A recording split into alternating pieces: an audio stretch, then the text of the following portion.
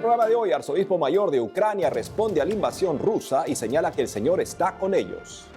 El secretario de Estado del Vaticano se pronuncia ante las operaciones militares rusas en Ucrania y enfatiza que aún hay tiempo para la buena voluntad y la negociación.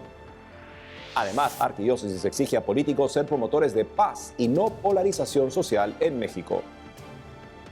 Hola amigos, es un gusto saludarlos en su programa de Noticias con Enfoque Católico. Bienvenidos, soy Eddie Rodríguez Morel. Comenzamos el programa con el líder de la Iglesia Greco-Católica Ucraniana, quien apoyó el derecho de Ucrania a defender su independencia frente a los ataques de Rusia y afirmó que Dios está con ellos. El líder de la Iglesia Greco-Católica Ucraniana, el arzobispo mayor Sviatoslav Shevchuk, apoyó hoy el derecho de Ucrania a defender su independencia en el marco del ataque a manos de Rusia a objetivos militares ucranianos y afirmó que Dios siempre está del lado de las víctimas de una agresión injusta. De esta manera, el prelado afirmó que sabe que en este momento histórico el Señor está con ellos y que es Él quien proclama su santo nombre en la historia de cada nación y quien captura y derrota a los poderosos de este mundo con su orgullo, a los conquistadores con la ilusión de su omnipotencia, a los soberbios e insolentes con su confianza en sí mismos y que es el Señor quien otorga la victoria sobre el mal y la muerte. Asimismo declaró que la victoria de Ucrania será la victoria del poder de Dios sobre la mezquindad y la arrogancia del hombre. Es preciso mencionar que el presidente ruso, Vladimir Putin, dijo en un comunicado de televisión que Rusia no tenía planes de ocupar Ucrania y exigió que el ejército ucraniano deponga las armas. Poco después, las tropas rusas cruzaron las fronteras norte, sur y este hacia Ucrania desde múltiples puntos. Las autoridades ucranianas informaron de bombardeos y ataques con misiles en toda Ucrania, incluso en aeródromos y cuarteles generales militares cerca de la capital Kiev. Ya se han reportado muertes de militares y civiles. Bajo este contexto, Monseñor Sviatoslav Shevchuk dijo que Ucrania está en peligro nuevamente y dijo que el enemigo traicionero, como él lo llamó, ha violado las normas básicas del derecho internacional, pisó suelo ucraniano, trayendo consigo muerte y destrucción. Por su parte, el secretario de Estado del Vaticano envió un videomensaje a todo el mundo señalando que aún hay tiempo para la buena voluntad y la negociación ante el inicio de las operaciones militares rusas en Ucrania.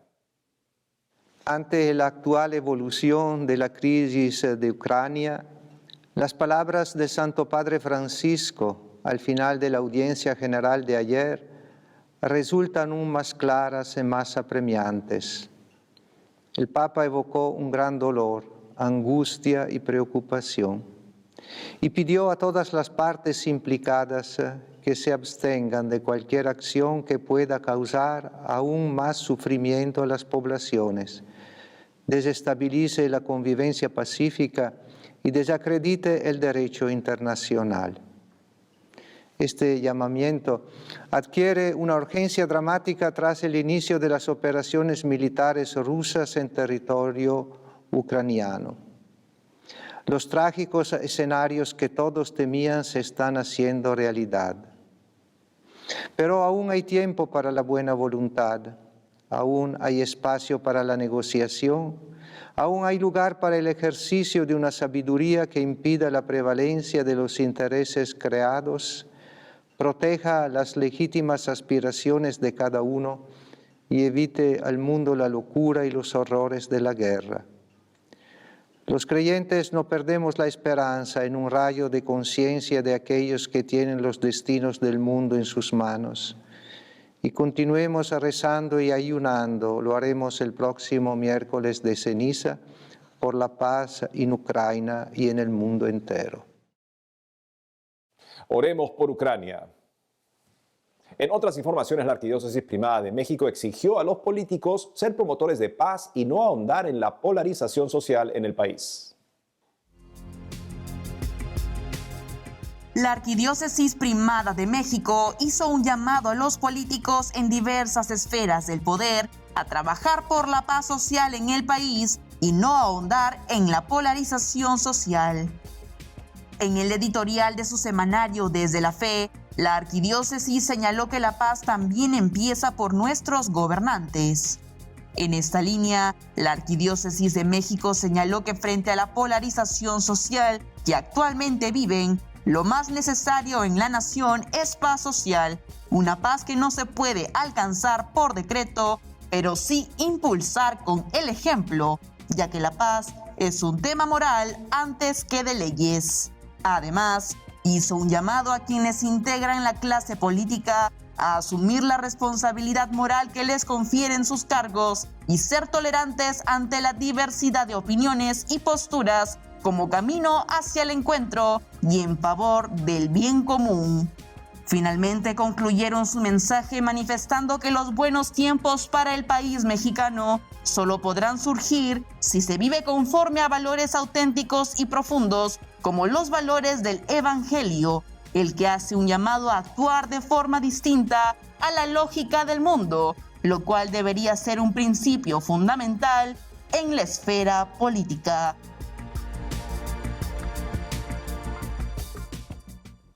En otros ámbitos, la Conferencia Episcopal Italiana presentó un mensaje para el tiempo de Cuaresma, en el cual invitó a una triple conversión.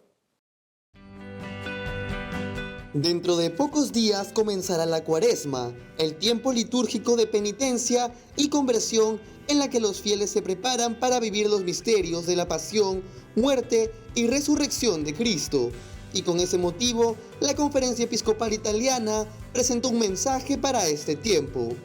Ante la llegada de esta fecha, marcada todavía por la pandemia del coronavirus, la Conferencia Episcopal Italiana invitó a los fieles a una triple conversión.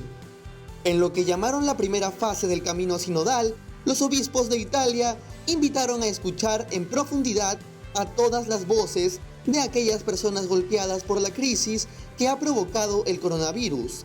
Esta es a lo que ellos se refieren con conversión a la escucha. A continuación explicaron que la escucha transforma, en primer lugar, al oyente, evitando el riesgo de arrogancia y autorreferencia. Además, añadieron que una iglesia que escucha es una iglesia que también es sensible al soplo del Espíritu. En cuanto al segundo punto, que denominaron conversión a la realidad, los obispos destacaron la importancia de la obediencia al presente. Defendieron así la necesidad de evitar la tentación de mirar a un pasado idealizado o de esperar el futuro desde el alféizar de la ventana, y destacaron que la actitud del cristiano es la perseverancia que soporta el paso de la historia. El último punto se refiere a la conversión a la espiritualidad.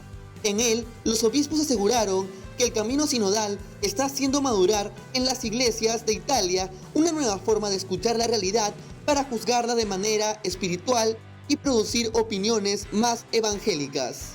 Los obispos italianos también aseguraron que este tiempo que estamos viviendo no se trata solamente de un momento marcado por las restricciones de la pandemia, sino que es un tiempo del espíritu, un tiempo de plenitud, porque contiene oportunidades de amor creativo que no se han presentado todavía en ninguna otra época histórica. Ahora les contamos una buena noticia, y es que el próximo 2 de marzo comenzará la campaña 40 días por la vida en España y se desarrollará en más ciudades que nunca en el marco de un contexto político complejo. Por eso, para contarnos todos los detalles al respecto, estamos conectados vía Zoom con la responsable de 40 días por la vida España, Nayeli Rodríguez. Nayeli, bienvenida al programa. Muchísimas gracias por la invitación. Nayeli, para empezar, dinos, por favor, ¿en cuántas ciudades del país se realizará esta campaña? ¿Cuánto tiempo durará? ¿Y qué va a significar para la lucha por la vida en España? Pues gracias a Dios se va a celebrar la campaña en 19 ciudades, con un total de 20 campañas, que es récord histórico a nivel de campañas de 40 días por la vida en España, gracias a Dios. Y bueno, se desarrollan en un contexto complicado, ¿no?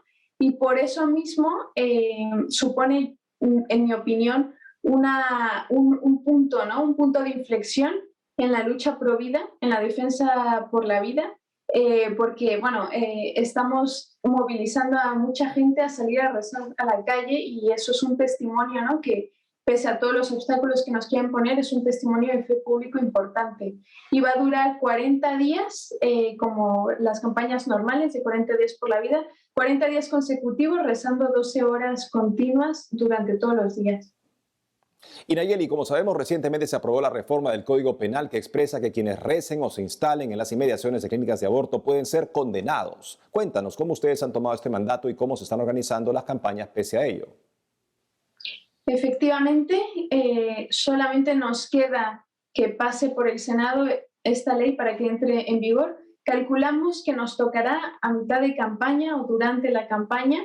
Y bueno, esta noticia la estamos tomando, por supuesto, con cautela, nos estamos preparando para los escenarios posibles e intentamos seguir una estrategia nacional común, pero sobre todo, pues no tenemos miedo, ¿no? Sobre todo, estamos seguros de que lo que hacemos está bien, es correcto y que tenemos que seguir haciéndolo porque es lo que Dios nos ha encomendado con esta misión de 40 días por la vida. Así que, bueno, hay gente asustada, efectivamente, pero hay mucha otra gente que ha decidido dar un paso hacia adelante, ¿no? Porque, bueno, al final se ponen en riesgo algunos derechos constitucionales de los ciudadanos españoles, ¿no? Entonces, sabemos que nuestro testimonio de fe público molesta porque sabemos que al demonio le molesta que se rece, ¿no? Y lo que no vamos a dejar de hacer es seguir rezando por todos esos niños y por todas esas madres. Por otro lado, Nayeli, actualmente en Europa, España es el segundo país con mayor número de campañas a favor de la vida, tan solo por detrás de Croacia. ¿Podrías contarnos qué panorama se espera para todo este 2022 en la lucha por la vida en España? Efectivamente, y además es muy curioso porque tradicionalmente España siempre ha sido un país difícil para que campañas como esta cuajaran, ¿no?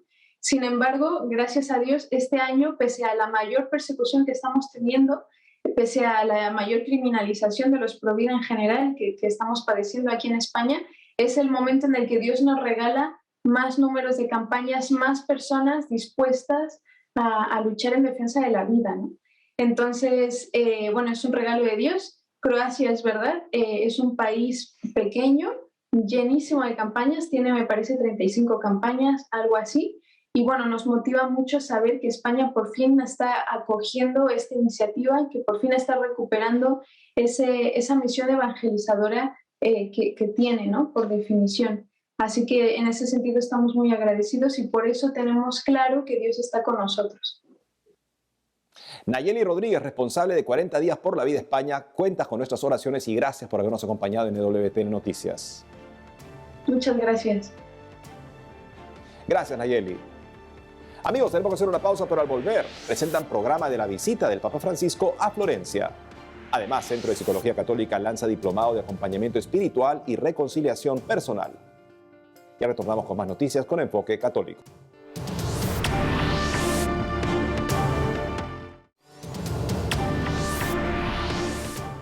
Bienvenidos nuevamente al programa. Y la Santa Sede presentó el programa de la visita del Papa Francisco a Florencia, que se realizará este domingo 27 de febrero.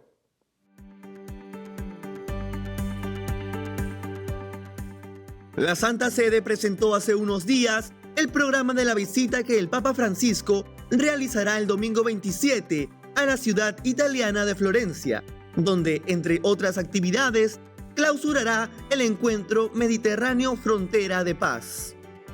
Como se sabe, el pasado 10 de febrero fue presentado en la Universidad de LUMSA de Roma el Encuentro Mediterráneo Frontera de Paz, que tendrá lugar en Florencia entre los días 24 y 27 de febrero. De esta manera, el evento organizado por la Conferencia Episcopal Italiana da continuidad al que se celebró en 2020 en Bari y contará con la presencia del Papa Francisco, otros obispos y alcaldes del Mediterráneo, además del presidente italiano Sergio Mattarella. El programa empezará con el Santo Padre, despegando del Vaticano el domingo a las 7 de la mañana y llegando a Florencia una hora más tarde.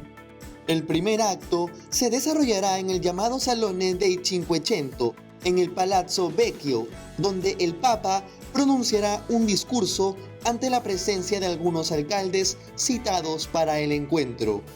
Alrededor de las 9:30 de la mañana, el Papa Francisco se encontrará con algunas familias de refugiados en la Sala de Arm y media hora más tarde se trasladará a la Basílica de la Santa Cruz, donde le recibirá a la comunidad religiosa de los frailes menores y se encontrará posteriormente con el presidente de la República de Italia, Sergio Mattarella. Asimismo, a las 10:30 de la mañana, el Santo Padre presidirá la celebración de la Santa Misa y concluirá el evento rezando la oración del Ángelus desde el atrio de la Basílica antes de regresar al Vaticano. Por otro lado, el Pontificio Consejo para la Promoción de la Nueva Evangelización lanzó un concurso para elegir el logotipo oficial del Jubileo 2025. Conozcamos los detalles.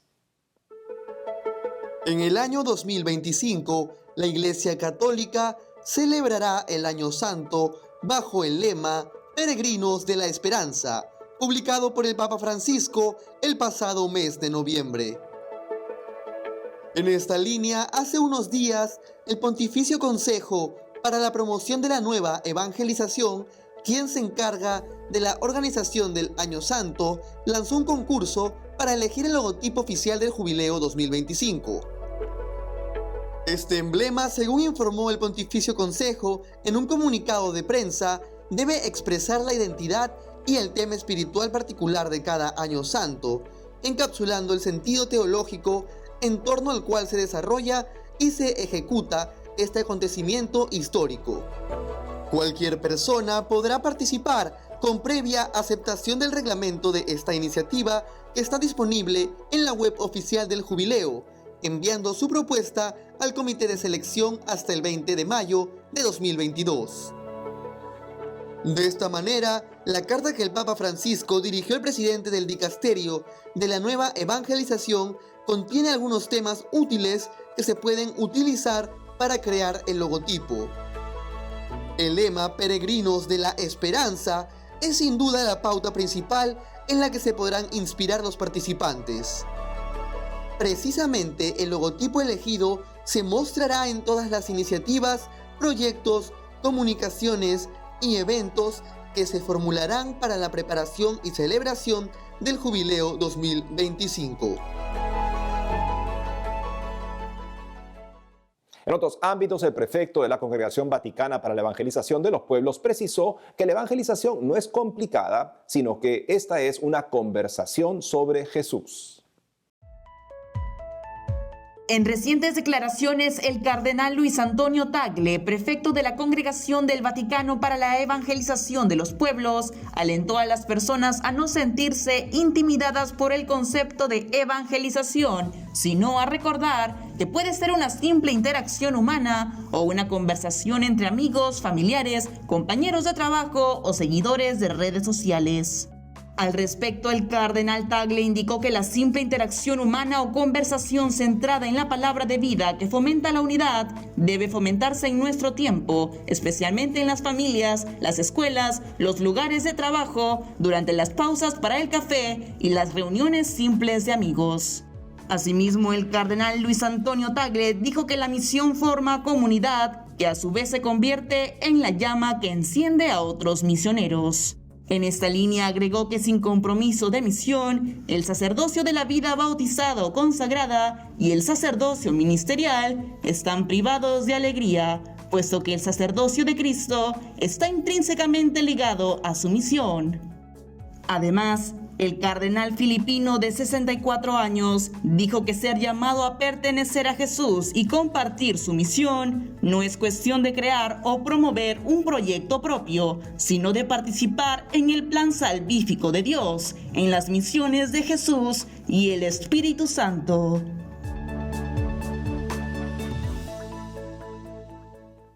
Ahora les contamos que el Centro de Psicología Católica Arete lanzó un nuevo diplomado virtual titulado Acompañamiento Espiritual y Reconciliación Personal, que ofrece pautas y herramientas psicológicas claves para ayudar a los sacerdotes, religiosas o laicos en su servicio de dirección o consejería espiritual, que iniciará el próximo 4 de abril. Para contarnos todo ello, estamos conectados con la psicóloga católica Mónica Caballero Andrade, miembro del Centro Arete, diplomada en Psicoterapia de la Reconciliación y quien estará a cargo de este diplomado. Mónica Caballero, te damos la bienvenida a WTN Noticias.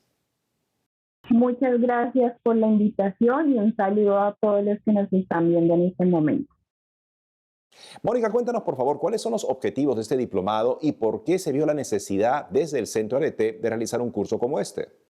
Bueno, el principal objetivo de este diplomado es brindar herramientas y pautas para realizar un proceso de acompañamiento espiritual desde la reconciliación. Entonces, principalmente ese es el objetivo y nació esta idea desde el Centro Arete precisamente porque muchas personas lo solicitaron, ya que nosotros contamos con un diplomado pero dirigido solo a psicólogos y quisimos realizarlo dirigido a todo el público que lo necesita.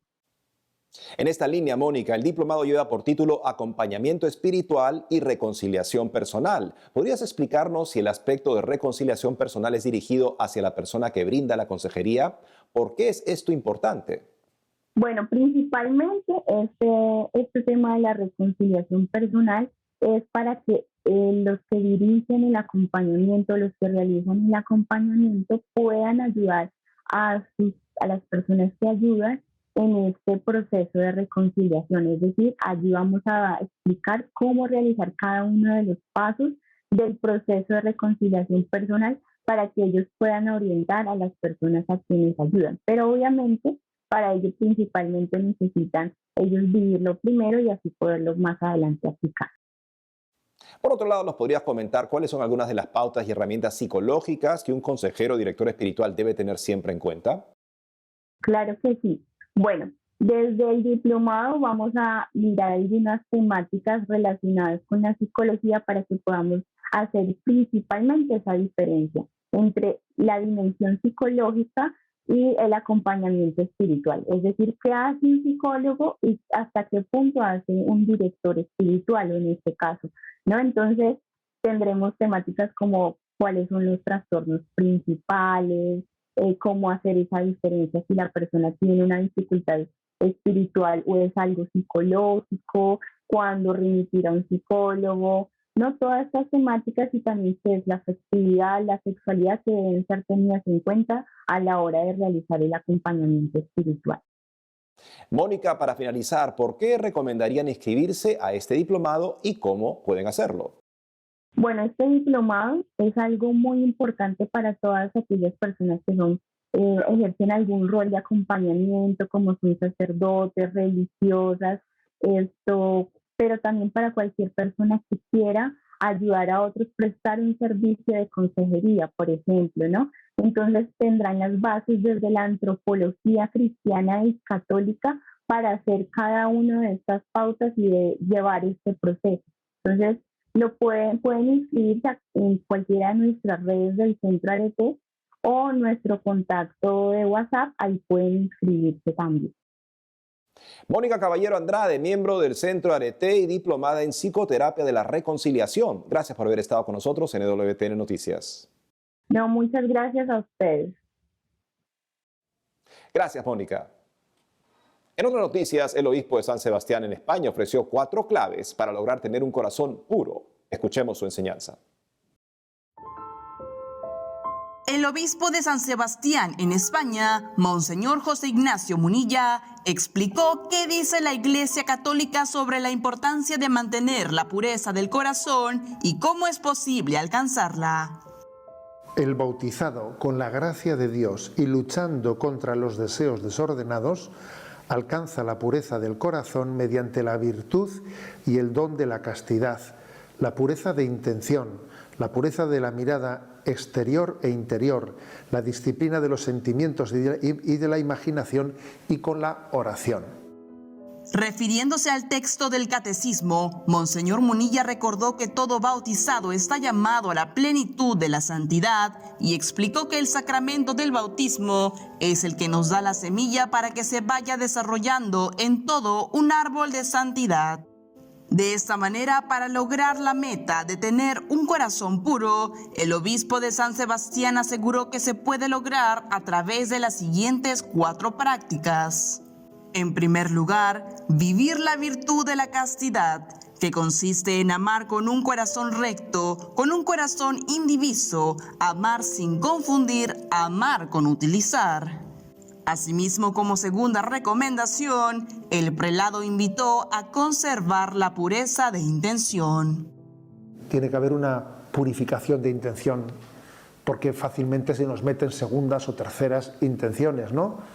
Uno, sí, tengo un buen deseo, pero ahí se mezclan otros deseos que no son limpios. Como tercera clave, Monseñor José Ignacio Munilla señaló que para alcanzar la pureza del corazón hay que educar la pureza de la mirada, tanto la mirada exterior como la interior. Y finalmente, como cuarta clave, recomendó rezar y pedir la gracia de vivir en pureza. Y es todo por hoy, amigos. Gracias por habernos acompañado. No dejen de seguirnos en las redes sociales y de lunes a viernes a las 12 del mediodía, hora de Miami, por Radio Católica Mundial en su programa Más que Noticias.